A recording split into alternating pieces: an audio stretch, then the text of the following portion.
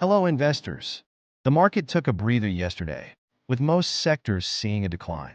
Today, we're diving into the latest updates, including Nvidia's impressive earnings and why it's essential to stay cautious despite the market's resurgence. The recent bounce back in the stock market, following a sharp decline in early August, has sparked optimism. But according to Christian Mueller-Glissman from Goldman Sachs, this optimism might be premature. The S&P 500 experienced a 3% drop on August 5th, its largest single-day decline since 2022. Despite this, the market quickly rebounded, with the S&P 500 surging by 8% and the Dow Jones Industrial Average climbing over 6%. This rapid recovery was fueled by expectations of imminent interest rate cuts by the Federal Reserve and positive economic data from the U.S. However, Mueller-Glissman cautions that this could be a warning signal for investors, urging them to remain vigilant. Nvidia once again surpassed Wall Street's expectations, reporting stellar earnings and offering an optimistic outlook for the next quarter.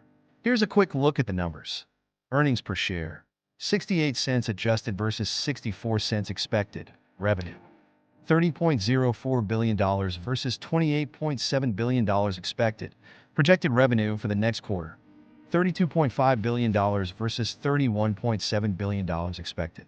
Nvidia's data center division, which includes its AI processors, saw an astonishing 154% year-over-year revenue increase, accounting for 88% of the company's total sales. The gaming division also performed well, with a 16% revenue growth from the previous year. Despite these positive results, Nvidia's shares fell nearly 6% in extended trading. Why? It's a classic case of buy the rumor, sell the news. Even though Nvidia exceeded expectations, the market had already priced in a lot of the good news. The slight dip could also reflect investors' concerns about whether the company can sustain this level of growth. OpenSea under scrutiny. The SEC has issued a Wells notice to OpenSea, claiming that NFTs are securities, which could have significant implications for the NFT market. Berkshire Hathaway hits milestone. Warren Buffett's Berkshire Hathaway has reached a $1 trillion market value, making it the first non-tech U.S. company to do so. 401k millionaires on the rise. The number of 401k accounts with a $1 million balance reached a record 24 million in the second quarter. Stocks that fell. Supermicro, minus 23%. The company failed to file its annual report on time, leading to a sharp decline in its stock price. Hindenburg Research revealed a short position, alleging accounting manipulation. Abercrombie and Fitch, minus 15% despite strong growth. The company's CEO pointed to an increasingly uncertain environment, causing its stock to drop. Foot Locker, minus 12% while the company beat estimates. It announced plans to exit several international markets and move its headquarters from New York City to Florida, which didn't sit well with investors. Investing is just the first step. Knowing when to exit is equally important. Here are a few strategies to consider. Setting price targets. Determine a price at which you plan to sell.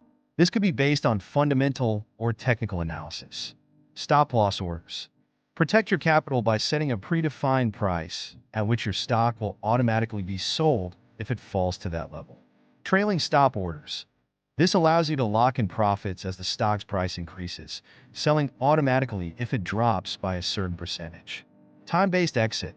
Set a specific time frame for holding your stocks and reevaluate your investment at the end of that period. Stay tuned for more tips in part 2 of this guide tomorrow.